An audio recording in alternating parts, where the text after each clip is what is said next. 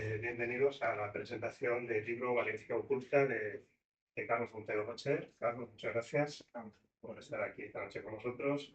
Muchas gracias también a Ángel Beitia, tiempo conocido que ayer no nos volvieron a ver, que nos va a hacer de maestro de ceremonias en esta presentación. Bueno, creo que muchos de vosotros ya conocéis o bien a Carlos o bien a Ángel, pero aún así no de biografía de cada uno de ellos. Carlos Montero Rocher es graduado en Pedagogía y técnico superior en Administración y Finanzas. Trabaja en el Ayuntamiento, en el Servicio de Patrimonio Histórico, desempeñando labores de catalogación y conservación en archivos municipales. Quizás fruto de este trabajo, según dice su biografía en el libro, viene esa pasión por buscar documentos olvidados. Sobre todo en hemerotecas con los que ha documentado muchos de sus trabajos. Una apasionada por la historia y colabora y ha colaborado en distintas revistas divulgativas, como La Lectura de la Historia, Vive la Historia y sobre todo Historia de España y del mundo, así como en otras revistas de otras temáticas como Enigmas y Año Cero. Ha participado en distintos programas de radio, como La Rosa de los Vientos del Acero, donde suele hablar de estos temas que ha investigado. Ángel Beitia, escritor y presentador de televisión, especializado en misterio, historia y antropología. Ha cursado estudios en la Universidad de Granada, de Barcelona y de Venecia. Según me comentabas, es una ciudad por la que tienes gran pasión, ¿no? Ha publicado diversos libros, algunos que hemos tenido aquí en su momento en la librería Patagonia, como Recónditos Enigmas a la Luna de Valencia, que es lo que me ha recordado nuestra relación anterior. Valencia Misteriosa y Oficios Mágicos y Ocultos en Almuzara. También me comentabas que has publicado un libro sobre curanderos también. Historia de los curanderos. Con Almuzara. Bueno, pues combina en estos libros combina la investigación con la narrativa sugerente. Presenta diversos programas de televisión y bueno, ha colaborado también en medios como Televisión Española, prensa escrita y programas de radio. Así que muchas gracias a los dos. Yo no voy a desvelar nada del libro para que tengáis campo de juego y cuando queráis. Muchas gracias. Bien, muchísimas gracias. Para empezar, muchas gracias por su asistencia. Un aplauso al invitado. Siempre estamos, cuando publicamos un libro, que siempre hablamos de misterio, siempre primero pensamos fantasmas. Aparece esto como un rótulo de neón con mucha pinta de colores. Pero sabemos todos muy bien que no solo es eso. Es historia, es antropología, es años, crímenes. Y a nosotros nos gusta. Parece que no, a mí no me gusta el misterio, yo paso el misterio, a mí es un tema tabú, no, sí que os gusta, pero está que no, me doy cuenta. Muchas veces, a la hora del café, entre familias, amigos, estoy convencido que muchas veces hay que llegar a algún momento religioso. Y pues yo existe también mirar parte del misterio. También miramos al firmamento, miramos las estrellas ahí, pero ¿qué hay más allá de aquellas estrellas que también solo se nos da? Hay vida más allá. También forma parte del misterio. Y también nos gusta ese set de investigación. Cuando vemos las noticias, un crimen, estamos pensando, habrá sido el amigo, el suegro, el amante, el mayordomo, el asesino. Un misterio, porque hay que resolver un crimen que no sabemos quién ha sido el culpable. Y dentro de ese mundo del misterio surgen con mucha fuerza los secretos que esconden muchas ciudades. Por experiencia, Valencia, Carlos Montero ha sido realmente maravilloso, hay que decirlo, un momento muy interesante, también se aporta, que ha trabajado, Valencia tiene muchos de esos detalles que nos vamos a hacer. Carlos, ¿cómo te quedas cuando el último punto del libro? Pues con la sensación de que hay más, de que esto solo es arañar un poquito, ¿no? Porque Valencia es una ciudad muy antigua, es una ciudad oficialmente fundada por los romanos antes de Cristo. Y eso son muchos años. Y son años en los que han pasado cosas buenas, cosas malas y cosas que no tienen explicación. Y probablemente una ciudad como Valencia, en este mismo momento, mientras estamos hablando, están ocurriendo cosas que no tengan una explicación a priori lógica. Y eso por un lado. Y por otro lado, cierto alivio porque parece que nosotros nunca seamos profetas en nuestra tierra. Madrid, Barcelona, Sevilla, Bilbao, están como orgullosos de ese tipo de historias también. Y en Valencia Ya nos comentaba, nos había- falta ese impulso. exacto, Estar orgullosos de nuestro hay misterio. excepciones honrosas como tú, Efectivamente. no pretendo ser Claro, yo, sí. pero como que aquí no pasa nada. Y sí que pasan. Y pasan y además se les da la importancia y se les da la cobertura suficiente como para que se perduren en el tiempo.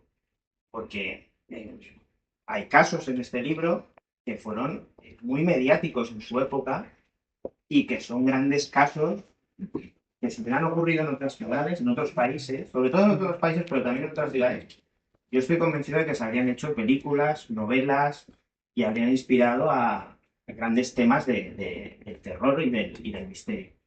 Y ocurrieron aquí, en Valencia, muy cerquita de donde estamos. Valencia tenemos que tener en cuenta que hace relativamente poco tiempo, hace 100 años, era casi lo que conocemos como el centro hoy en día. Se fue expandiendo en un tiempo muy rápido, pero siguieron ocurriendo cosas y van a seguir ocurriendo cosas. Entonces, es lo que hemos querido hacer en este libro que tenemos aquí ahora. Pues yo me he dado cuenta en tu obra que hablas de, digamos, muchos fenómenos extraños que han ocurrido en las casas. Parece que las casas, digamos, hablan, por decirlo entre comillas, siempre esconden alguna historia, pues seguros. Aquí en Valencia, en muchas casas que han ocurrido fenómenos extraños, lo conocemos como poltergeist. Sí, y siguen ocurriendo, pero muchas veces la gente, tú sabes que la gente calla, pero hay veces que no calla y se le da la importancia, ¿no? Y tenemos el primer caso de este libro, yo creo que es uno de los grandes casos de la historia de los poltergeists, así conocidos como los conocemos hoy en día, de España y de casi que del mundo, que ocurrió en la Plaza del Esparto, muy cerquita, en lo que es la Plaza del Tosar. Y ahí estamos hablando de un caso que duró muy poquito tiempo, pero que le dieron una cobertura a nivel periodística, a nivel de diarios y a nivel de investigación brutal. Y yo creo que solo lo supera el Duende de Zaragoza. Y por el tiempo que le dedicaron al Duende de Zaragoza en lugar de este caso. Y luego hay que tener en cuenta que muchos edificios públicos, que ahora mismo son sedes de consellerías, sedes del ayuntamiento, edificios que tienen administración pública, entre otros usos, que tienen siglos de antigüedad. Son antiguos palacios. En esos sitios, en esos lugares han ocurrido cosas, han ocurrido asesinatos, han ocurrido muertes en extrañas circunstancias. Y esa impregnación, ese aura que se suele quedar, pues hace que muchas personas afirmen que se ocurren cosas que no tienen ninguna explicación. Sobre todo, gente que trabaja por la noche, vigilantes de seguridad, personas de limpieza, que son los que ven el edificio como tiene que ser, ¿no? Y todos los edificios, estos edificios que conocemos en Valencia, realmente, lo conocemos muchísimos edificios. Pues nos quedamos. ¿Con cuál nos quedamos? Pues con el que más te guste, porque Mira que yo soy por uno, ¿eh? con el que más te guste. Cada porque uno tiene su historia peculiar. a mí me llama mucho la atención dos, porque si trazas una línea recta, Sí. uno es el edificio maldito de la calle de Tres Forques, que es el Tres Forques número 1, y el otro es el edificio, el complejo de la Misericordia, que está al final de Tres Forques. Entonces, qué casualidad, que al principio y al final pasen esas cosas, ¿no? Y hay que también conocer un poquito esa historia, porque lo que era la Misericordia se decían que era un hospicio de personas que estaban ya desahuciadas, con lo cual era un lugar de sufrimiento. Y se dice que Tres Forques es por puede ser en valenciano una horquilla, una horca de, estas de sacar la paja del trigo, Sí, sí. pero también un lugar donde se ajusticiaba a las personas, a las afueras de la ciudad. Entonces, si tú trazas una línea recta, verás que desde ahí hasta ahí está el principio y el final de dos casos en los que supuestamente ocurren cosas que no tienen ningún tipo de explicación. Interesante, interesante, Carlos. Yo sé, fíjate que siempre hemos tenido aquí en Valencia como Casa Encantado, a través de podcast, que ha sido la famosa plaza de los Espartos, ha sido famoso duende. Pero parece que hay una historia extraña detrás de todo esto cuando acaba. Pero, Sí, es que claro, es que nosotros también tendemos a quedarnos en el titular de las noticias.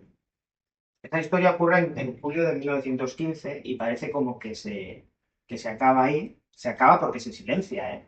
Un carpetazo al asunto totalmente descarado por parte del gobernador civil y del alcalde de Valencia, que da un carpetazo y parece como que la familia se muda. Pero si seguimos buscando, si seguimos rastreando, vemos que años después vuelve a aparecer la misma familia, la misma casa y una persona que huye despavorida de esa casa. Y todo eso aparece en la prensa, ¿eh? No es que, no es que lo cuente alguien y alguien lo recoja en una cinta. No, no, aparece en diarios tan prestigiosos como Las Provincias, como el Mercantil Valenciano, el Levante, Diario El Pueblo, fundado por Velasco Ibáñez. O sea, se le dio una cobertura brutal y se hicieron pruebas súper modernas para la época, para 1915, porque instalar micrófonos en 1915 en una casa en el centro de Valencia, eso no se había hecho nunca. fíjate que en la portada me gusta, voy a decir esa cosa, me gusta por una cosa, voy a decir, murciélago. El murciélago sabemos que tiene una leyenda realmente, pero no voy a hablar del murciélago, porque yo soy aquí en Valencia y una especie de animales bastante extraños. Sí. Existen los dragones. A ver, existen los dragones. Aquí También tenemos una leyenda de un dragón, pero que no es un dragón, es que es un caimán. Un caimán disecado que está en el Patriarca. La cantidad de dragones que tenemos representados aquí en Valencia. Sí, exacto, el mando de armas del rey Don Jaime era el dragón y luego le incorporó el murciélago por el tema aquel del murciélago que en el Puig te fue dando ciertas pistas. Pero sí, el tema de los dragones, los llamados dragones, es un caso muy curioso porque no está solo en Valencia, en diferentes sitios en España y ese tipo de... Eran regalos. Concretamente el que se hace aquí es un regalo del virrey de Perú al arzobispo de Valencia. Lo mismo que yo ahora a ustedes les puedo regalar un libro, pues en aquel entonces se regalaba un caimán de pecados. Costumbres de la época, lo que tenían a mano. Pero sí que es cierto, pero ese no es ese sí que tiene una explicación lógica. Sí que es cierto que Blasco Ibáñez en su día creó una leyenda en torno al dragón del patriarca, pero hay otros animales, hay otras criaturas, digamos, misteriosas que han paseado por Valencia, sobre todo la bestia del Turia, que siendo las fechas que son del aniversario de la Dana, pues tiene que ver con una inundación que hubo en Valencia, que apareció un extraño animal que nadie sabe lo que es. Algunos decían que era un león, otros decían que incluso podría ser otro tipo de animal, incluso se habló de un hipopótamo, que apareció de la nada y se arrojó al río Turia y desapareció. ¿Qué puede ser? Pues ¿Qué puede ser? Lo que apostamos nosotros. Pues eso es lo que tiene el misterio, que no sabemos lo que es. Si no, no sería un misterio. Es curioso, realmente, porque incluso se llegaron a hablar de que entre los habitantes, incluso le han dicho que habían atacado con ella, que habían asustado, que era una fiera realmente espantosa. Sí, Me ha asustado. Nos quedamos con la duda de qué es lo que han visto realmente. sí, porque además es que ese patrón de misterio luego es lo que hablamos. Lo que ocurre en otros países en Inglaterra sobre todo y en Estados Unidos está la figura de los bobcats, de los alien bobcats. Son felinos grandes que de repente aparecen en un país en el que no hay felinos naturales, como es Inglaterra, que aparecen, desaparecen. Aquí hubo también en los años 90 una especie de felino que apareció de la nada en la zona de Borbotó y de Godella, que nadie sabe lo que es, nadie lo pudo capturar y nadie encontró ni rastro de él. Y de vez en cuando aparecen, desaparecen, pero nadie sabe lo que es. y poquita gente con barba, ¿no? Yo también tengo barba, este señor también tiene barba también. A veces nos quedamos, cuando vamos a la barbería, en ese momento que te saca la cuchilla al barbero, a afeitarte, te da una sensación extraña. Mira que se le va la cuchilla, me corta el cuello. Pero estamos hablando de una historia supuestamente real que ha ocurrido en Valencia. Cuando hablamos de ese barbero sanguinario que ha ocurrido De nuestro incluso Sweeney Trótanos. sí, Pues volvemos a lo hasta qué mismo. punto es creíble la historia. Pues volvemos a lo mismo. Tenemos una historia que es un calco de otra que apareció en Inglaterra y que un tal Tim Burton llevó al cine. La historia de Sweeney Todd, el barbero sangriento de la calle Fleet de Londres.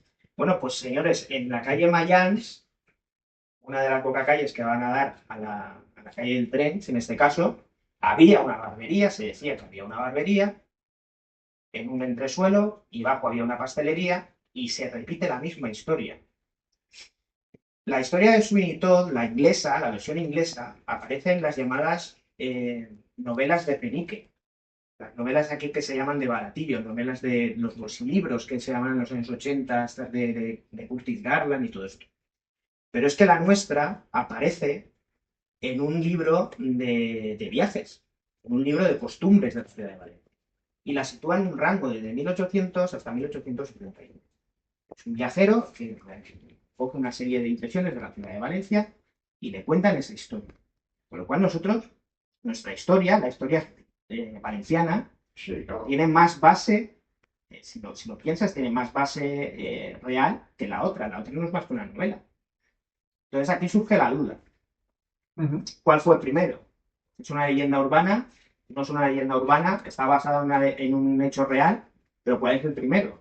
¿La inglesa o la nuestra? Entonces, si ustedes leen este capítulo, el capítulo dedicado al barbero Sarmiento, no solo comparo las dos historias, sino que intento buscar el origen. Y el origen de esa historia, no les voy a revelar el contenido, pero les sorprenderá porque hay historias mucho anteriores y que tienen que ver con España y con Valencia. Curioso, una curiosa historia. Pero siempre te lo digo en serio, cada vez que voy al barbero me saca esa cuchilla para hacer ese ajuste. No, Siempre me acuerdo de la historia, yo me ¿eh? Siempre me acuerdo de esa historia. Yo me afeito en casa y con maquinilla, por si acaso. Claro, es que además les voy a contar una anécdota. Bueno, está aquí mi madre. Yo me he criado en una peluquería muy cerquita de la calle Mayans y que estaba situada en la calle de la Sangre. A ver, Dice, hay cosas que... porque eso siempre nos lo han preguntado. ¿Crees que hay misterios que te escogen para que los clientes... Hombre, pues, esto tiene la pinta. oye, Valencia es una ciudad también de muchas tradiciones. Pero especialmente durante el llamado siglo de oro valenciano. Había unas tradiciones religiosas. Es decir, potentes. Estamos hablando de mujeres que sí, supuestamente mujeres que no han tenido suerte en la vida, se han quedado solteras o mujeres viudas, deciden dar un paso realmente extraño, es emparedarse. Pero ¿qué son las emparedadas normalmente? Sí, las emparedadas es un fenómeno curioso porque cuando nosotros pensamos en una mujer emparedada, pensamos a lo mejor en una mujer que le ha sido infiel al marido, a lo mejor una mujer que resulta incómoda en determinadas familias y deciden deshacerse de ella. ¿Vale? Todos tenemos en mente la historia de Elizabeth Bathory, una mujer, una asesina en serie, emparentada con la nobleza, fría, y que su pena fue precisamente ser emparedada, no matarla, pero dejar una rendija por la que se le pasaba una serie de alimentos para que tuviera ese confinamiento como si fuera una caza. Pero en el caso de Valencia eran emparedadas, mujeres que decidían emparedarse voluntariamente, porque pensaban que era la mejor manera de vivir una espiritualidad. Solían ser mujeres religiosas y era una manera de emparedar. O sea, el emparedamiento era pues, un habitáculo pues, más pequeño que donde estoy yo. Y ahí decidían Muy reducido, muy prácticamente. reducido. Se hablan de crónicas de palmo en medio de terreno. Ahí se levantaba un muro, Según lo que podía pagar cada uno. Según la dote que daban. ojo, y estaban subvencionadas por la corona. Cierto. O sea, se pagaba ese tipo de santidad, podríamos decirlo así, a cambio de que estuvieran toda su vida emparedadas. Hay casos también en Valencia de emparedamientos por penas de cárcel, pero es muy curioso y además hay un censo. Se llegó a hacer un censo de estas mujeres que habían, no solo en Valencia, sino en toda la comunidad valenciana, pero en el caso de Valencia eh, son casos bastante numerosos teniendo en cuenta la brutalidad del acto en sí, porque claro, que emparedar a una mujer por vida no es una cosa que se haga a menudo. Hubo un paredado también de castigo. Hubo emparedadas de castigo, pero esas son las menos, aquí en Valencia. Estas que aparecen en el censo Ah, son es voluntarias. otra cosa. Son voluntarias. Son voluntarias y además subvencionadas o bien por nobleza, o bien incluso la propia Isabel la Católica llega a subvencionar este tipo de acto para que a estas mujeres no les falte nada en vida. Se lo inventaban. Pues por una rendijita y ahí les pasaban Una donación. Exacto. Pues ahí, lo más célebre yo creo que es Frío, no, enfermedad, nada, alta, estamos hablando de la Edad Media. Estamos hablando de Estoy 1600. comprometido, Carlos, que si pudiéramos secuestrar a una persona de la Edad Media, de esa época, la traemos aquí, le aportaría una cosa muy importante. Esa persona es más fuerte que nosotros mentalmente. Están mejor preparados Hombre, tienes que serlo. porque estas personas solo pensaban en dos cosas. Salvar su alma, comer o trabajar. Bueno, importante, sobre todo comer, salvar su alma. Es lo más importante para ellos. Para nosotros no. Imagínense ustedes emparedarse. Nos hacer una prueba, lo hemos tenido cuando hemos estado con la época del COVID. Hemos quedado todos, estábamos desesperados, todos por salir a la calle. Y con todas las No comodidades. no aguantábamos ni 5 minutos. El móvil, no me ha dejado el móvil, ¿qué ha pasado por aquí? En la época, estar encerrado un día, ¿cuánto tiempo? Bueno, Estamos hablando de a lo mejor una mujer de 25 o 30 años, que claro, ese es otro hándicap. Ahora una persona con 25 años prácticamente es un niño, pero en la Edad Media una persona con 25 años es una persona madura. La esperanza de vida no era la que es ahora, ni mucho menos, ni las obligaciones tampoco. Entonces, estamos hablando de mujeres de 25 o 30 años que deciden retirarse del mundo a vivir una experiencia mística y ellas creen que la mejor manera de eso es, incluso hubo hombres que también hicieron eso, los menos, porque los hombres tenemos otras inquietudes, pero también los hubo que llama la atención porque estamos hablando de un entorno urbano, pero en un entorno rural los anacoretas, los ermitaños, prácticamente lo mismo, lo que con un espacio un poco más amplio. tantas historias que nos podemos encontrar aquí en Valencia. Fijaros, cuando hablamos de Valencia, hablamos de personajes peculiares o extraños. Siempre nos vienen en mente aquí quizás los más famosos, pues, cuando decimos Valencia, tiene San Vicente Ferrer, San Vicente Mártir, pero no. Hay unos personajes totalmente desconocidos, como una curandera, que ha pasado prácticamente de puntillas en la historia, Natalia Capilla. Natalia Capilla, sí. Porque tengo entendido porque esa mujer, Bueno, Natalia Capilla, de la que la han tenido las autoridades muy controladas, sin embargo, ha salido. Natalia Capilla, para que se hagan ustedes una idea, era una curandera, una mujer que imponía las manos. Ella actuaba cuando ella se instala en Valencia, porque ella ya venía de otras poblaciones como Manises. Ella se instala en una zona que se llamaba el Huerto del Santísimo, que según mis cálculos es lo que hoy serían los jardines de Monforte. Y imaginen los jardines de Monforte hoy en día con miles y miles y miles y miles de personas. Miles, cuando digo miles, es miles de personas, no 3 o 4. No tenía una consulta, yo lo hacía al aire libre y de De esto que les estoy contando, hay pruebas gráficas. O sea, les hicieron reportajes gráficas en revistas como Pero entonces, Claro, para la claro. época, un dineral lo que ganaba Claro. también dinero de personas casi diarias. por Este eso tipo de personas, y este caso no era una excepción, cobraban la voluntad. Pero claro, es que aunque sea la voluntad mucho. la gente estaba convencida de que curaba ciertas enfermedades muy graves, enfermedades como el cáncer.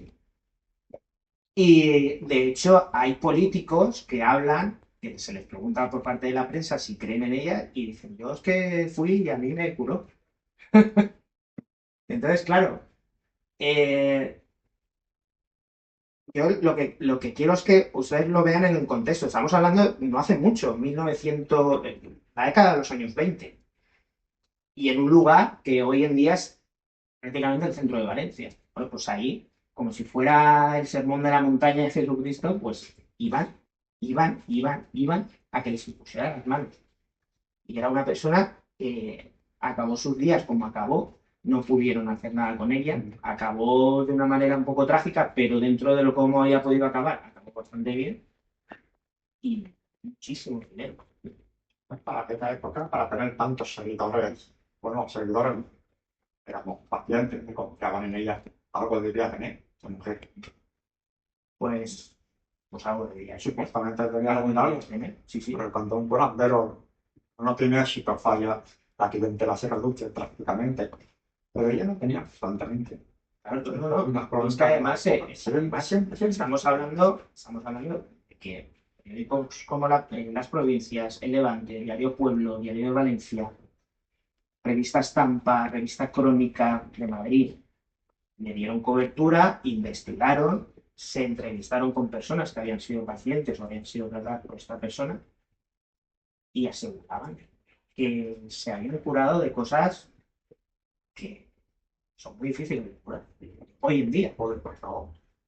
¿Habrá hecho algún pacto esa mujer por el diablo? Pues no lo sé. Dicen. No lo sé. Existe el diablo en Valencia. Estas historias diabólicas, por decirlo así. Eso ya cada uno que lo que hay. Yo no sé si existe el diablo, pero que hay cosas que parecen diabólicas, sí. Pero eso ya depende de las creencias de cada persona.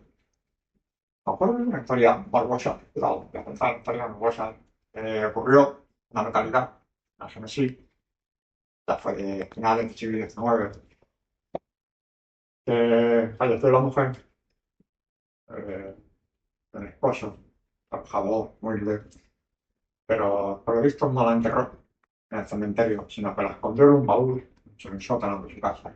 Estuvo cuidándola, estuvo limpiándola, estuvo escondida, fue una noticia de época. Aquí en Valencia hay algo también parecido.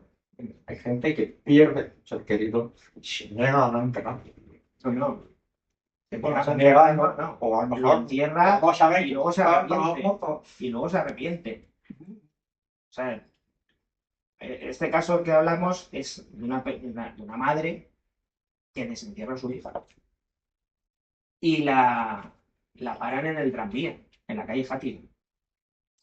Hay que ponernos también en contexto. Era la época en la que el cementerio municipal, que todos conocemos, estaba totalmente a las afueras. De hecho, ese cementerio se crea para sacar todos los cementerios municipales, no, perdón, parroquiales que había en la ciudad. O sea, la ciudad estaba repleta de cementerios. Entonces, por temas de salubridad, se decide sacar y crear el cementerio municipal que todos conocemos y enfrente se hace el cementerio de los protestantes, digamos. Porque al ser una ciudad portuaria, muchos marinos, sobre todo ingleses, morían. ¿Y qué pasaba? Que como no eran católicos, eran protestantes, eran de otro tipo de rama de cristianismo, de otras religiones, se crea ese cementerio en el suelo británico. Una vez les persiguen, se meten ahí, eso es suelo británico. Ahí les ampara la corona británica. Pero bueno, a lo que vamos. Esta historia es de una mujer que entierra a su hija y se arrepiente de eso y quiere sacarlo. Entonces, claro, eso ya de por sí es un acto, una historia macabra, pero que generó un verdadero escándalo a nivel político en la ciudad de Valencia, porque entre otros Blasco Ibáñez, que decía al pueblo que era claramente republicano y anticlerical, echó pestes sobre todas las autoridades religiosas de la ciudad porque él creía que alguien le había podido ayudar a estar. Porque no concebía cómo podía haber saltado la tapia, cómo bajar, desenterrar, sacar a la niña y volverse a subir ella sola. Y eso es lo que en profundidad pueden ver sí, sí, sí. Además es un caso muy, muy, muy desconocido y que también se le dio, sí, sí, y que también está muy documentado, no solo por la prensa valenciana, sino por la prensa de Madrid. Revistas gráficas, volvemos a lo mismo, Mundo Gráfico, Revista Crónica y Revista España, que hicieron reportajes fotográficos sobre el caso. Curiosa la historia que estás contando aquí. Ahora me acabo de estar un poquito las páginas así por encima. Curiosamente me aparece Gracia Imperio, gran Pérez, bueno, falleció, la famosa finca maldita que le llamamos nosotros, pero también, obviamente, hubieron realmente unos sucesos realmente extraños. Sí, pero a ver, es lo que hablamos. Seguro que hoy, en este mismo momento, está ocurriendo algo en alguna finca de Valencia que ni te explico. Y en el caso de la finca maldita de Tresforques se le da cierta aura de una maldición que comienza con la muerte misteriosa de Graciela. Bueno, fíjate, Carlos, la comparativa, voy a hacer. Hay una ciudad que yo controlo muy bien, que es Venecia, y es un misterio. Hay un palacio famoso, Venecia, Dario. Cada vez que cambiaba de dueño, ese dueño pues se arruinaba o fallecía.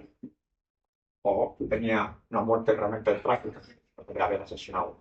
Pero fíjate que estamos hablando de muy poquitas muertes en general, muy poquitas, apenas 3 o 4 muertes realmente conectadas. Pero estamos hablando de un periodo, de un palacio de 600 años de historia. Y aquí una finca maldita, ojo, apenas No, no, un periodo de apenas 15 años, nada, una proporción mínima. Esa finca está construida en el año 1957. Han tenido un montón de muertes de incidencias realmente insólitas. ¿Qué desprende esa finca? ¿Alguna onda negativa, por decirlo así? A ver cómo explico yo esto para no tirar sobre el mismo tejado. Vamos a ver, es una finca grande, es una finca de muchas puertas. Sí que es cierto que empieza con esta historia que es un poco truculenta, es un misterio. Aparece esta vedette, aparece muerta. Y sí que es cierto que luego, a medida que avanzan los años, van ocurriendo muertes, algunas explicables, otras un poco más trágicas. Pero claro, estamos hablando que desde el año 57 hasta aquí es tiempo suficiente. No estamos hablando de cientos de muertes. Los rumores llegan 10, 12 muertes. Según parece, en unos planos antiguos de Valencia estaban ubicados en unos terrenos muy cercanos, muy próximos a lo que eran unas fosas. Sí, claro. Por eso lo de Tresforques. Tresforques decían que era una zona que es que en la zona de Patrais y de Tresforques hay también una zona de leyendas, porque se habla también de que era un lugar donde ajusticiaban a los delincuentes y también que era cuando habían epidemias, eran fosas comunes donde mandaban a todas estas personas que fallecían por temas de no propagar más las epidemias. Lo que hablábamos antes, a mí lo que me llama la atención es que el Complejo de la Misericordia, que era un hospital de desahuciados, está al final de Tresforques, al final, prácticamente el último edificio, y ese está al principio. Y en Tresforques, en las cercanías de Tresforques, pues han pasado cosas. Pues el caso de Mafe, por ejemplo, por supuesto, muy cerquita de Tresforques, y pues puede ser. Quizás algún día, si alguien hace un túnel, si alguien levanta hacen alguna excavación arqueológica o algún tema de construcción, aparezca algo. Puede ser. De todos estos capítulos que has hecho, ¿cuál ha sido el que más te ha emocionado, por decirlo así? Más una impresión que, bueno, esto es un capítulo potente para mí. Hombre, te has inventado a gusto de decirlo. Yo, el que más cariño le tengo es el Duende del Espacio. que además fue mi entrada, digamos, a este mundo y fue mi entrada a poder colaborar en una revista como la revista Enigmas. ¿Vale? Pero luego, como sorprendente, es el poltergeist del botánico. Perdón, del botánico, no, perdón, del Cabañal. Caballal. Porque ese sí que es muy reciente, relativamente reciente. Ahí ya sí que se utiliza la palabra poltergeist porque en todos estos casos, Duende del Esparto, la palabra poltergeist no existía. Como la palabra ovni, no existía. Al principio del siglo XX no existía. Nadie sabía lo que era un ovni porque no fue un tema luego. Son casos muy poco conocidos. Claro. Lo siento. Y entonces se habla de duendes, se habla de teatro. Y aquí sí que se habla ya del poltergeist del Cabañal, del maniquí. Y es un caso que volvemos a lo mismo. Es que eso llega a ocurrir en Estados Unidos y tendríamos cientos de documentales en la televisión, tendríamos novelas, tendríamos series de televisión, tendríamos hasta películas de terror y a lo mejor hasta Tim Burton, como el tema del barbero asesino, hubiera hecho esto en una película. Pero ocurrió aquí y pasó de puntillas. Como ya lo saben todos, con Carlos Montero, Valencia Oculta, libro, lo tengo yo, esto, tengo dedicado. Y no está leyendo, un trabajo muy bien documentado, hay que decirlo, muy bien, los archivos. Que si no luego dicen que no representan el mojo. Hay que reconocerlo, eso es lo que falta ya. Muy bien entre los archivos. Y a mí me ha gustado porque aunque sean capítulos cortitos, han sido tensos, cortarlo así. Capítulos bien explicados, vocabulario, las frases, explicados, los diálogos de vida, y los diálogos por ahí también, bien montados, los diálogos chistes. Así que aquí está el público. Voy a contarle que he estado vosotros. Una pregunta a nuestro autor, Carlos Montero. ¿Alguna pregunta queréis hacerle? No tengan miedo, que no digan nada. No hablen con vampiro. Pues no se sabe. No se sabe porque la familia. Esto ocurrió en el año 85. Y la familia, sobre todo el diario de las provincias, que es el que trató el caso, la familia pidió por favor que se les mantuviera en el anonimato tanto la identidad de ellos como la identidad del lugar. Hay aquí una persona que me aportó un dato que fue una pena que no lo hubiera conocido antes porque ella sí que sabe la fachada porque se ve que apareció en la revista 10 minutos también. Entonces, ya nos enteraron. Sí, ya te va a matar a Katy para que. Pero sí que parece ser que podemos situar la finca cuál es, si aún sigue en pie, claro. Yo creo que sí, 75. Es moderno.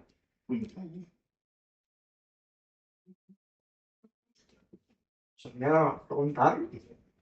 Cualquier cosita que queréis preguntarle a Carlos. Sí,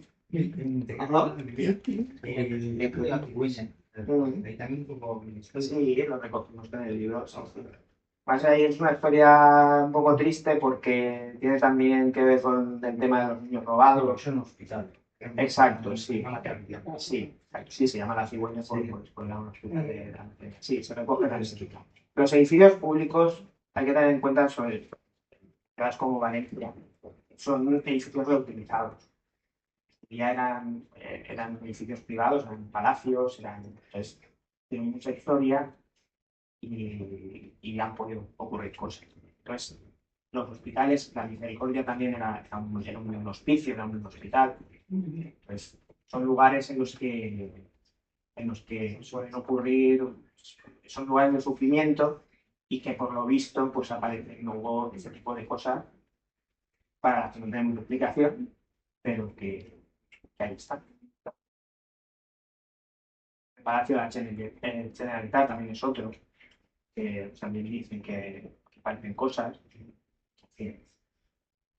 Aquí está Palacio de Linares. Palacio de Linares y en Tarrasa está el Hospital del Toras, que era un hospital de tuberculosos. Y ahí suelen ocurrir también este tipo de leyendas, este tipo de. Sí, pero ahí sí que son muy buenas por gente que sabe. Sí. Hay gente por la noche de seguridad. Claro. Además, si les parece son diferentes, no siempre me parece una que pueda tener obsesiones. No, claro.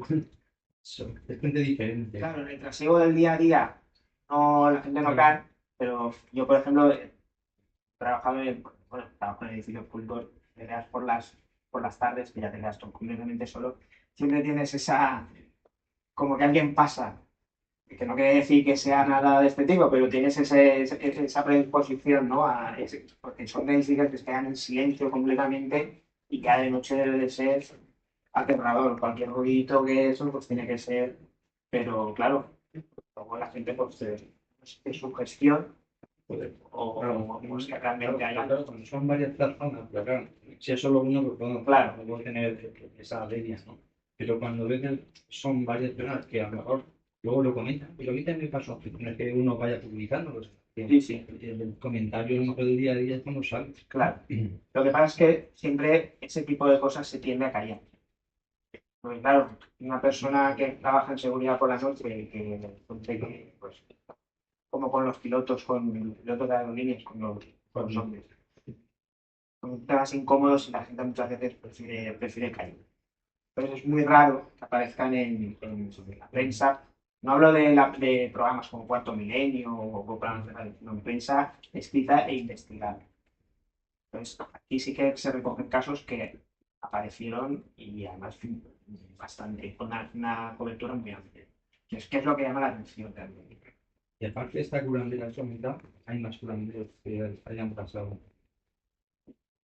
Habrá, eso te lo puede contestar más nuestro amigo, que ha hecho un libro muy bueno sobre curanderos. Sí.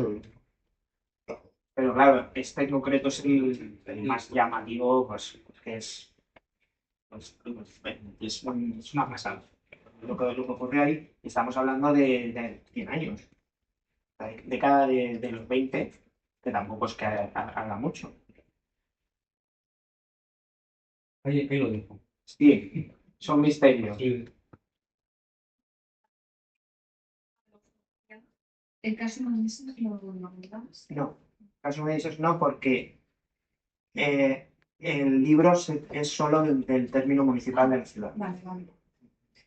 Sí que lo que pasa es que no lo incluí. Aquí hubo una cosa que podríamos hablar de ufología.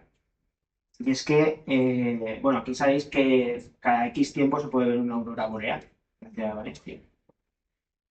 Entonces, hay una noticia, siglo XIX, muy cortita, muy cortita, muy cortita, que habla de que hay una aurora boreal en el mes de marzo en la ciudad de Valencia. Y que la luz es tan grande que tienen que salir los bomberos. Los bomberos van locos porque quieren que es un incendio. Y van intentando localizar el foco de ese incendio para pararlo. Y al final la prensa dice que es una aurora boreal, pero no caen en un detalle. Y es que para que tú veas una aurora boreal tiene que estar el cielo totalmente despejado. Y en la misma noticia te están diciendo que el cielo está encapotado. Por lo cual, si tomamos la ufología como lo que es, la palabra ovni como lo ves, objeto volador, objeto aéreo no identificado, pues pasaría dentro de, y además en el siglo XIX. Sí. ¿Alguien más? ¿Alguien se anima? Ahora, fíjate que Carlos tiene una cosa durante la pública también. Ahora que se acerca a estas personas que supuestamente saben portar más allá de lo que cuento acerca. Es un día muy especial que finalmente se puede contar historias de terror. Pues, historias de terror, ¿te recomendarías? Hombre, el duende del espanto. El duende del espanto, sin duda. Como una familia aterrada, el duende del espanto o poltergeist del marítimo. Terrorífico. Sí, sí, en los dos casos estamos hablando de familias aterradas porque hay algo que nadie sabe lo que es, ni siquiera la policía, ¿eh? Es que estamos hablando de casos investigados por la policía in situ y que no son capaces de dar con la causa. Y tenemos en este caso dos familias totalmente aterradas. Y ahora, yo te llamo, Carlos, tengo un problema en mi casa. Tengo un poltergeist. ¿Qué haces? Señor, ¿Qué hacemos? ya te apañarán. ¿Llamamos a la policía o cómo está el asunto? A ver, en el momento que llamas a la policía es porque tú, lógicamente, vamos a poner el 95% de las personas que habitan este mundo, si empiezas a oír ruidos en tu casa o un escándalo en tu casa, lo primero que piensas es de que el vecino de al lado está montando una fiesta y te está fastidiando. Y por eso llamas a la policía. Pero cuando ya llegas al momento que incluso... Una van a denunciar por alteración del orden público, ¿no? Claro, si ya llegas al lugar, llega la policía y ve esos ruidos, llama al vecino, el vecino está durmiendo, ponen hasta micrófonos y nadie sabe lo que pasa ahí, pues ya la cosa pues, se mata. Y entonces es cuando pasa de ser un caso totalmente rutinario, que es el cabroncete del vecino que está fastidiando a la persona de turno, a decir, aquí no da lo que pasa. Y claro, ¿qué explicación le das a la persona que te acaba de pedir a ti ayuda? Claro. Tampoco es plan, no sé, digo yo que la policía tampoco es plan de decir, no, es que tiene usted un fantasma. Pues llame ya a la sección de fantasmas. Así, entonces, investigan. Y todos los casos acaban igual. Acaban echando tierra por el medio y silenciando el caso.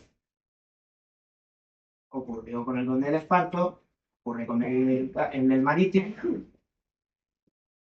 ocurre con el Don de Zaragoza, con casos de todo el mundo.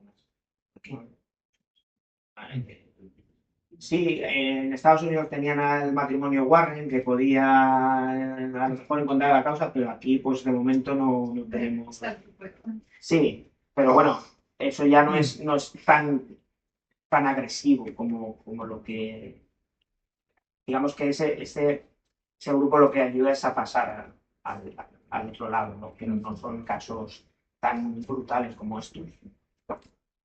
Cuando has hablado de las emparedadas de Valencia, ibas a decir un sitio donde viene a rendir. ¿Qué sitio es la iglesia de San Lorenzo? Hay varios. El más famoso es en Santa Catalina. Santa Catalina decían que ahí había. Luego hay la parroquia de San Andrés, por ejemplo. Luego hay parroquias que ya no existen, se han ido combando, por el tema de crecimiento de la ciudad. Pero el más famoso es el de Santa Catalina. Y la rendija es pues por donde les pasaban la bandeja con las cosas que les fueran a comer para que vivieran, porque querían que vivieran. La persona que se empadreaba quería vivir y el mantenedor en este caso, que era la persona que financiaba el encierro, digamos, pues también quería que vivieran. Estaban cuidadas dentro de lo que cabe. Yo quería preguntarte una cosa. ¿Te acuerdas cuando empezó la historia de lo de la Generalitat? Que duró un suspiro y desapareció. Nunca más. Con lo del cuento milenio y todo aquello. Que vinieron, vino, que Una luz, sí, una neblina, sí. Volvemos a lo mismo. Es que, claro, un palacio como este, ahí han debido de haber.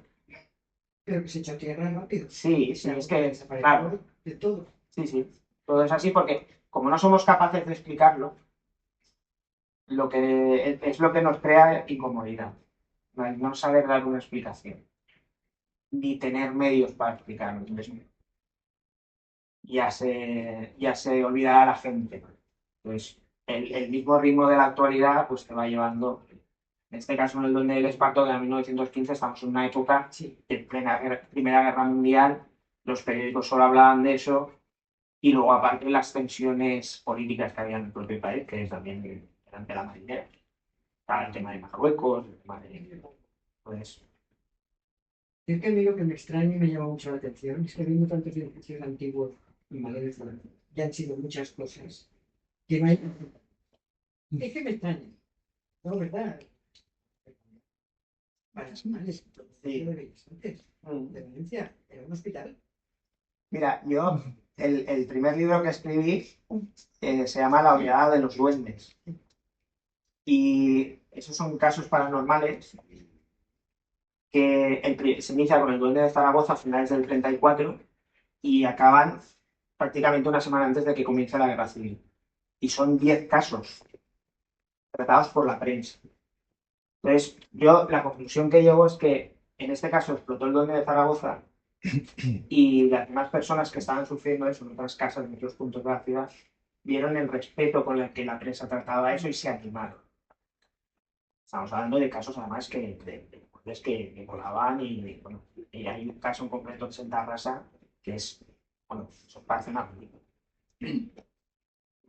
Testimonios hasta de curas que decían que había una mesa que volaba y todo. Entonces no aparecía en la prensa. Entonces, eso da pie, si tenemos aquí la fea costumbre de que cuando alguien nos cuenta eso, de que este que se ha fumado, este que se ha tomado, ¿no? Y eso es lo que muchas veces para a la hora de que la gente pues igual cuente esa experiencia que igual está viviendo también. Sí, sí, sí, que yo dudo que no haya más casos y más cosas. Yo estoy convencido de que El tienen, histórico y el ascensor. yo estoy convencido de que los tienen que haber. Los tienen que haber, pero pues también es comprensible que la gente no, sobre todo estos colectivos de personal de limpieza, personal de seguridad, puedan tener algún tipo de, no represalia, pero algún tipo de consecuencia. Y esta persona a lo mejor no puede estar por la noche. ¿Sabes? Entonces, la gente pues es cauta en ese sentido. Claudio, vamos por ahí. ¿Quién más quiere preguntar? ¿Quién quiere saber algo más por aquí? Hay una pérdida de Valencia. Están con profesional.